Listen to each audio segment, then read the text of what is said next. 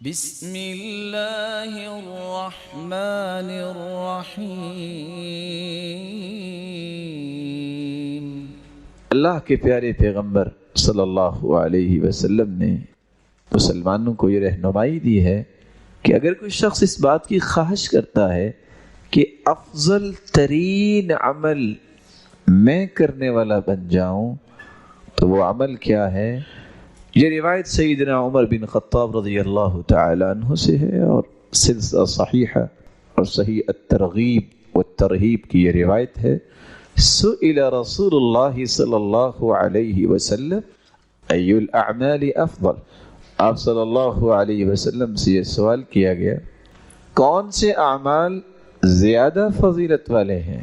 قال ادخالک السرور علی مؤمن، کسی مومن کے دل میں خوشی پیدا کر دینا یہ افضل ترین عمل ہے۔ کیسے خوشی پیدا ہوگی؟ اشبعت جوعت، کسی مومن کی بھوک ختم کر دینا، او سترت عورت، یا اس کی کمی کوتاہی پہ پردہ پوشی کرنا، او قضیت لہ حاجتا، یا اس کی جائز حاجت اور ضرورت کو پورا کرنا۔ تو افضل ترین اعمال میں سے پہلا عمل آپ کسی کو کھانا کھلائیں، آپ کسی کی پردہ پوشی کریں اور آپ اس کی ضرورت کو پورا کریں۔ ذاتی امور میں ہمیشہ پردہ پوشی کرنی چاہیے۔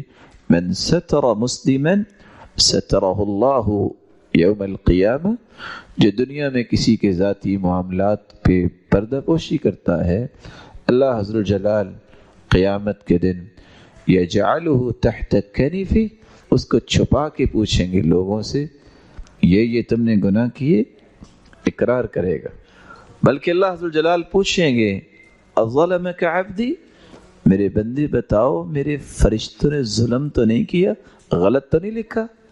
بندہ کہے گا نہیں، سچ لکھا ہے۔ تو اللہ حضر الجلال فرمائیں گے تم مانتے ہو نا تم نے گناہ کیے؟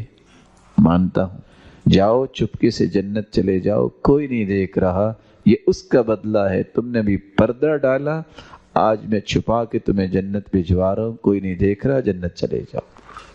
گرین چینل سے جب وہ جنت میں جائے گا کتنی بڑی سعادت، لیکن کاش کسی کو یاد رہے۔ اللہ حضر الجلال نے اپنے پیغمبر کی زبان سے کتنے مبارک کلمات نکلوائے ہیں۔